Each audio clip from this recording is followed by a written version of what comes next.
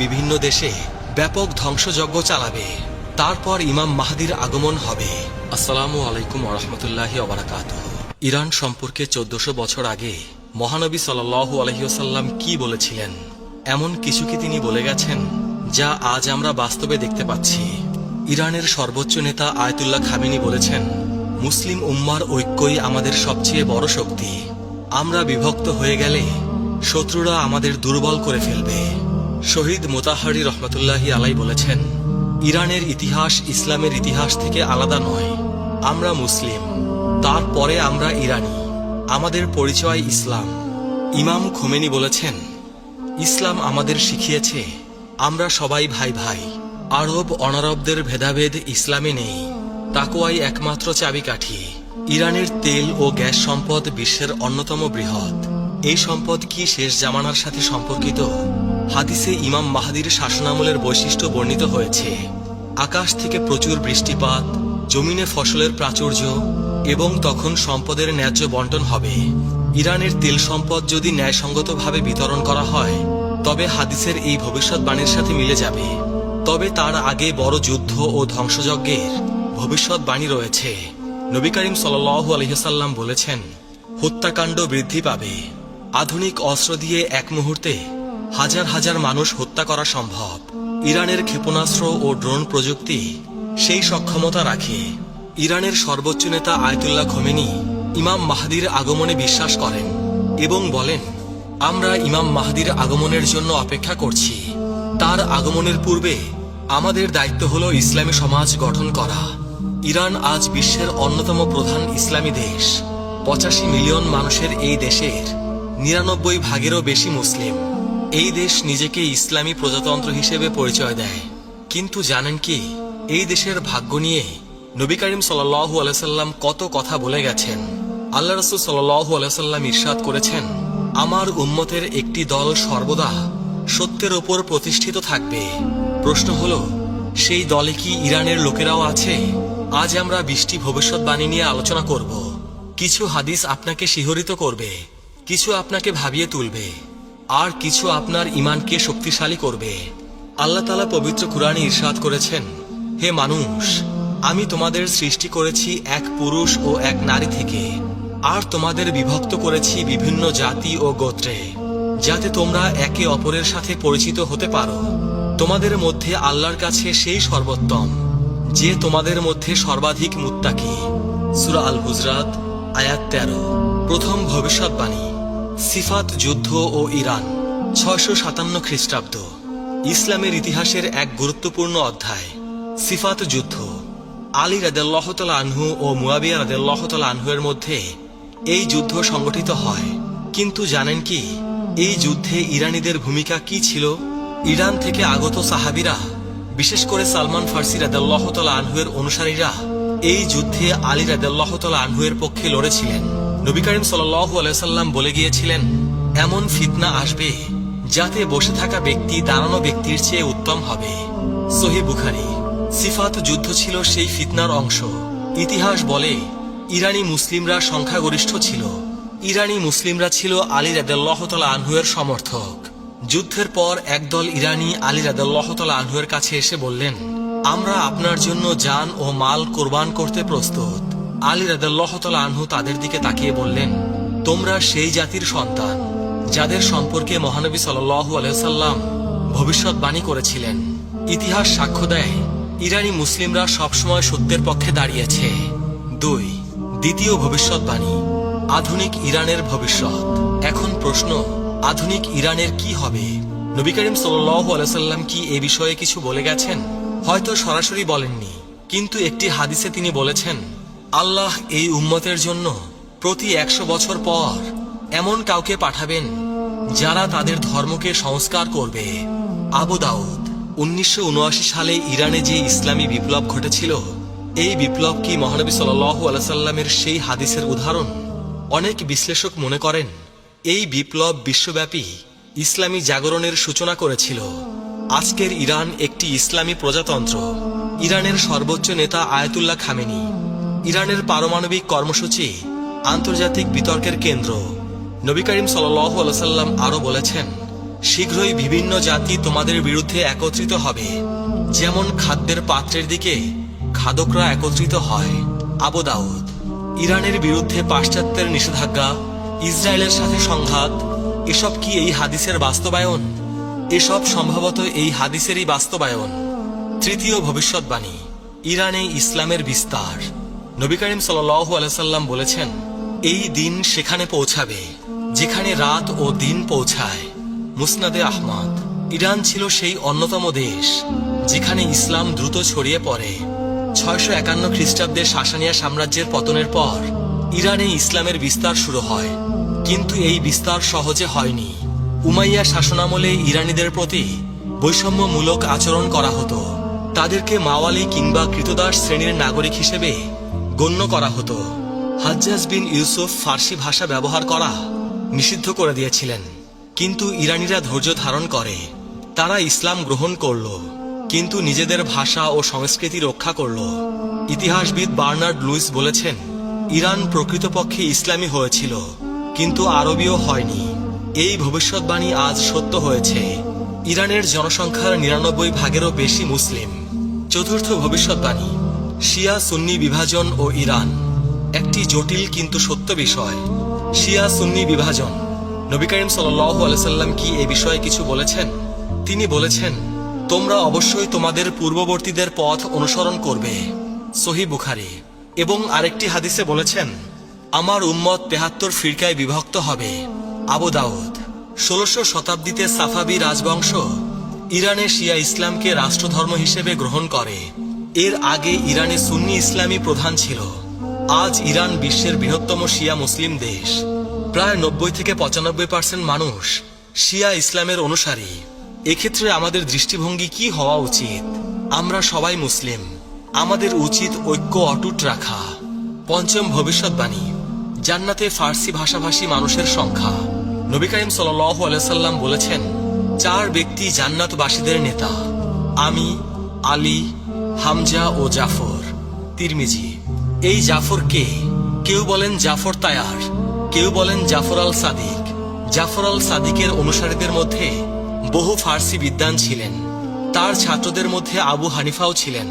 আরেকটি হাদিসে নবী করিম সাল্লাল্লাহু আলাইহি সাল্লাম বলেছেন, জান্নাতে প্রবেশ করবে এমন লোক যাদের হৃদয় পাখির হৃদয়ের মতো হবে। সহিহ মুসলিম। এর ব্যাখ্যায় বলা হয়েছে, তারা হবে নির্ভীক ও আল্লাহর ওপর ভরসাকারী লোক। ইরানি মুসলিমরা ইসলামের জন্য জীবন দিতে কখনোই পিছুপা হয়নি।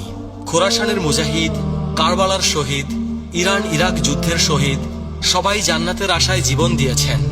ষষ্ঠ ভবিষ্যৎবাণী, ফার্সি ভাষায় কুরআন তিলাওয়াত। এক ফার্সি ব্যক্তি আরবি জানতেন না। তিনি কাঁদতে কাঁদতে নবী করিম সাল্লাল্লাহু আলাইহি সাল্লামের কাছে আরজ করলেন, ইয়া রাসূলুল্লাহ, আমি আরবি বুঝি না, আমি আমার ভাষায় আল্লাহর প্রশংসা করতে চাই। নবী করিম সাল্লাল্লাহু আলাইহি সাল্লাম চুপ করে রইলেন। তখন জিবরাইল আলাইহিস সালাম এসে বললেন, আল্লাহ বলেছেন, প্রতিটি জাতি তাদের নিজস্ব ভাষায় আমার ইবাদত করতে পারে। হাদিসে এসেছে, কিয়ামতের দিন আল্লাহর কাছে সবচেয়ে প্রিয় শব্দ হলো সেই ইমামের কণ্ঠস্বর যিনি সুন্দর কণ্ঠে বলেন, আল্লাহুম্মা রব্বানা লাকাল হামদ। মুসনাদে আহমদ। ইতিহাস বলে, ইসলামের 2য় শতাব্দীতেই ফার্সি ভাষায় কুরআনের অনুবাদ ও তাফসির রচিত হতে শুরু করে। সামানি রাজবংশের সময় ফার্সি ভাষায় প্রথম পূর্ণাঙ্গ কুরআন অনুবাদ সম্পন্ন হয়। সপ্তম ভবিষ্যৎবাণী, ফার্সি বিদ্বানদের আবির্ভাব। ইমাম জাহাবি রহমতুল্লাহি আলাইহি তার তাজকিরাত আল হুফাজ গ্রন্থে 21 জন হাদিস বিশারদের তালিকা দিয়েছেন যারা ফার্সি বংশোদ্ভূত ছিলেন। তাদের মধ্যে রয়েছেন ইমাম বুখারী, ইমাম মুসলিম, ইমাম আবু দাউদ, ইমাম তিরমিজি, ইমাম নাসাই, ইমাম ইবনে মাজাহ। এছাড়াও ফিকাহ শাস্ত্রের ইমাম আবু হানিফা রহমতুল্লাহি আলাইহি ছিলেন ফার্সি বংশোদ্ভূত। বিজ্ঞান ও দর্শনের ক্ষেত্রেও ইরানিদের অবদান অনস্বীকার্য। ইবনে সিনা, আল ফারাবি, আল বিরুনি, আল খোয়ারজমি এরা প্রত্যেকেই ছিলেন ফার্সি অধ্যুষিত অঞ্চলের অধিবাসী। ইমাম সৌদি রহমতুল্লাহি আলাইহি বলেছেন, আমাদের মনীষীদের অধিকাংশই অনারব বংশোদ্ভূত। অষ্টম ভবিষ্যৎবাণী, খোরাসান থেকে আগমন। খোরাসান প্রাচীন ইরানের একটি বিশাল প্রদেশ। বর্তমান ইরান, আফগানিস্তান, তুর্কমেনিস্তান এবং উজবেকিস্তানের কিছু অংশ নিয়ে গঠিত ছিল এই অঞ্চল। নবী করিম সাল্লাল্লাহু আলাইহি সাল্লাম ইরশাদ করেছেন, পূর্ব দিক থেকে কিছু লোক আসবে, তাদের সাথে থাকবে জান্নাত ও চাবুক, যা দিয়ে তারা মানুষকে প্রহার করবে। মুসনাদে আহমদ। এই হাদিসের ব্যাখ্যায় মুহাদ্দিসগণ বলেন, এটা খোরাসানের মুজাহিদ ও বিদ্বানদের প্রতি ইঙ্গিত। খোরাসান থেকে বহু ইসলামী ব্যক্তিত্ব এসেছেন। আর এক হাদিসে এসেছে, জান্নাতীরা উচ্চ কক্ষের অধিবাসীদের দিকে তাকাবে, যেমন তারা দূরবর্তী উজ্জ্বল তারকার দিকে তাকায়। সহিহ বুখারী। পণ্ডিতগণ বলেন, খোরাসানের বিদ্বানরা তাদের জ্ঞান ও তাকওয়ার কারণে জান্নাতে উচ্চ মর্যাদা পাবেন। খোরাসানের একটি বিখ্যাত শহর নিশাপুর। ইমাম মুসলিম, ইমাম তিরমিজি, ইমাম হাকিম নিশাপুরি সবাই এই শহরের অধিবাসী ছিলেন। নবম ভবিষ্যৎবাণী। কারবালার ঘটনা ও ইরানি শোক। 680 খ্রিস্টাব্দের কারবালার ঘটনা। ইমাম হুসাইন রাদিয়াল্লাহু তাআলা আনহু এর শাহাদাত। ইরানি মুসলিমরা এই ঘটনার পর থেকে ইমাম হুসাইন রাদিয়াল্লাহু তাআলা আনহু এর শোকে মাতম করে আসছেন। একটি হাদিসে এসেছে, হুসাইন রাদিয়াল্লাহু তাআলা আনহু এর হত্যার জন্য মুমিনদের অন্তরে এক উত্তাপ রয়েছে, যা কখনো ঠান্ডা হবে না। মুসনাদে আহমদ। এই হাদিসের বিশুদ্ধতা নিয়ে মতভেদ আছে, তবে ইতিহাস সাক্ষ্য দেয় ইরানি মুসলিমরা কারবালার ঘটনাকে কেন্দ্র করে গভীর আবেগ পোষণ করে। প্রতি বছর মহররম মাসে ইরানের আশুরা দিবসের মিছিল বিশ্ববিখ্যাত। সাফাবি রাজবংশ ক্ষমতায় আসার পর তারা ইরানের শিয়া ইসলামকে প্রাতিষ্ঠানিক রূপ দেয় এবং আশুরা পালনকে উৎসাহিত করে। দশম ভবিষ্যৎবাণী। ঈমান যদি থুরাইয়া তারকায় থাকত। একবার এক ব্যক্তি ইমাম আবু হানিফা রহমতুল্লাহি আলাইকে জিজ্ঞেস করলেন, আপনার বংশ কোথায়? ইমাম আবু হানিফা রহমতুল্লাহি আলাই কিছুক্ষণ চুপ করে রইলেন। তারপর বললেন, আমি সেই জাতির সন্তান যাদের সম্পর্কে রাসূল পাক সাল্লাল্লাহু আলাইহি সাল্লাম ভবিষ্যৎবাণী করেছিলেন।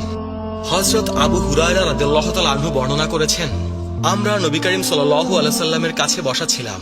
তখন তার উপর সূরা জুমুয়া নাজিল হলো। যখন তিনি আয়াত তিলাওয়াত করলেন, আর অন্যদের জন্য, তাদের মধ্যে যারা এখনো তাদের সাথে মিলিত হয়নি। আমি জিজ্ঞেস করলাম, ইয়া রাসূলুল্লাহ, এই অন্যরা কারা? মহানবী সাল্লাল্লাহু আলাইহি সাল্লাম উত্তর দিলেন না। আমি 3 বার প্রশ্ন করলাম।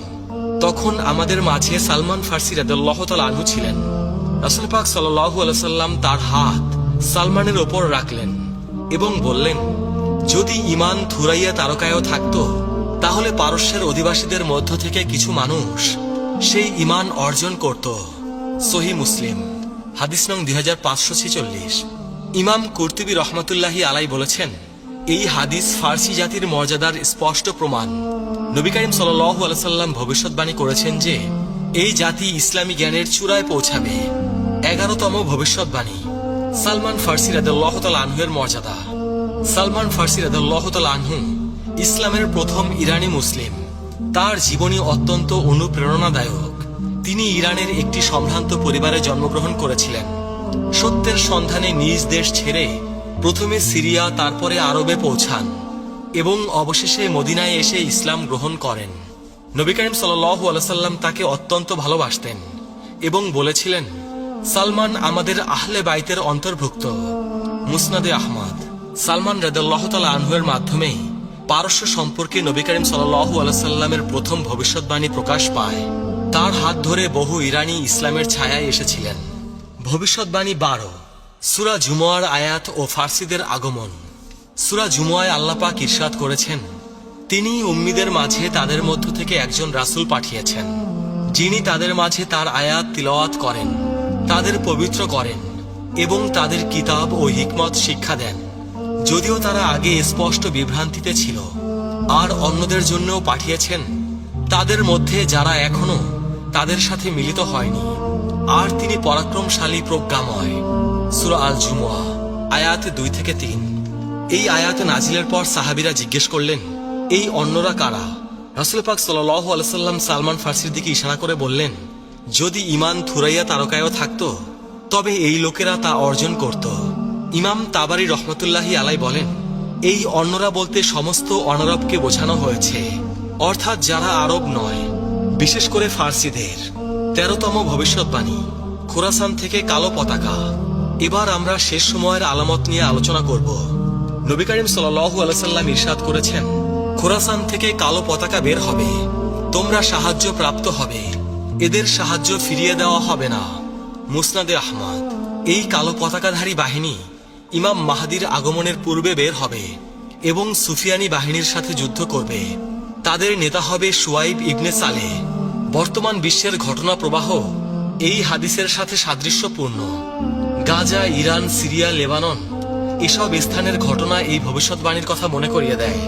14তম ভবিষ্যৎবাণী, ইমাম মাহদির আগমন ও ইরান।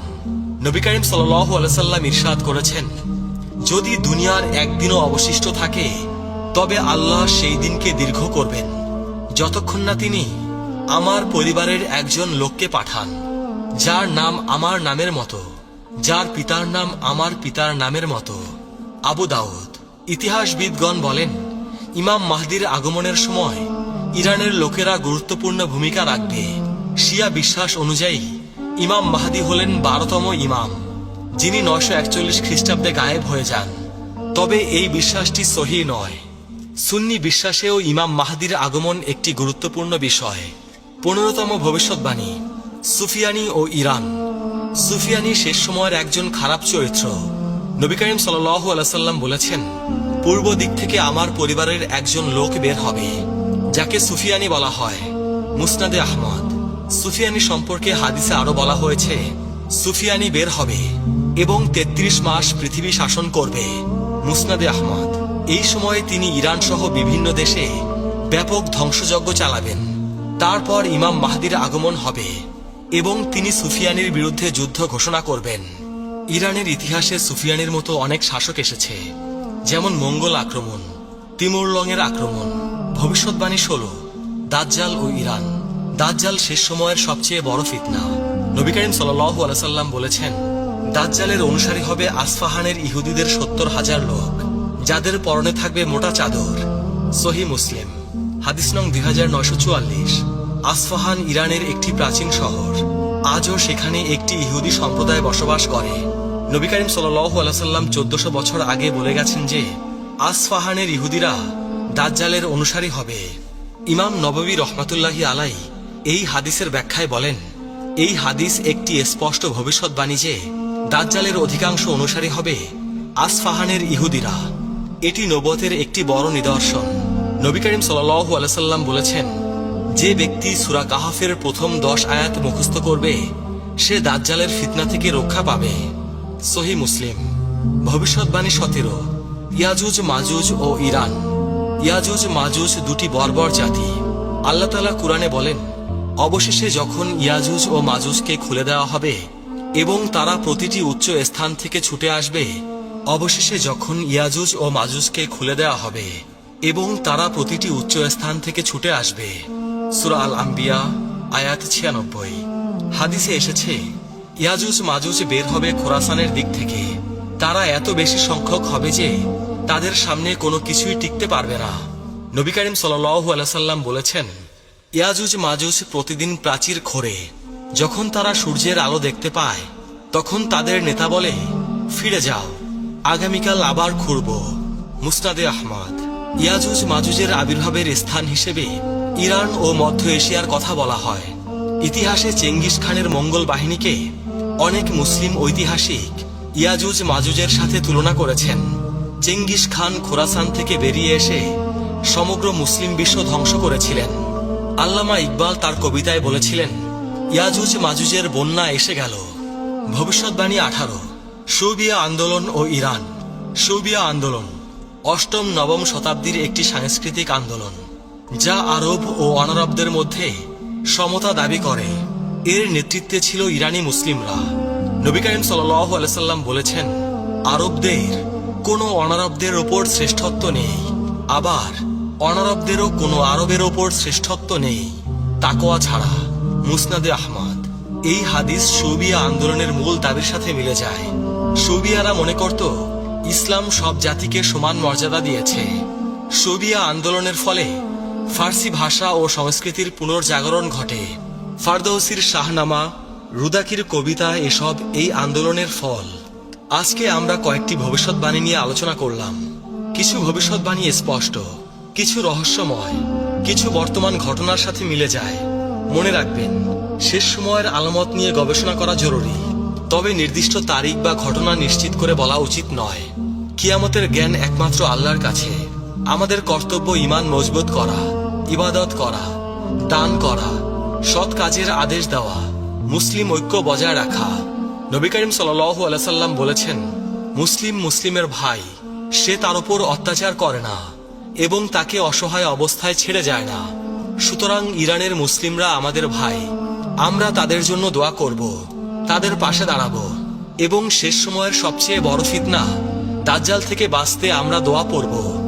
হে আল্লাহ, আমি আপনার কাছে কবরের শাস্তি থেকে, জাহান্নামের শাস্তি থেকে, জীবন ও মৃত্যুর ফিতনা থেকে এবং দাজ্জালের ফিতনা থেকে আশ্রয় চাই।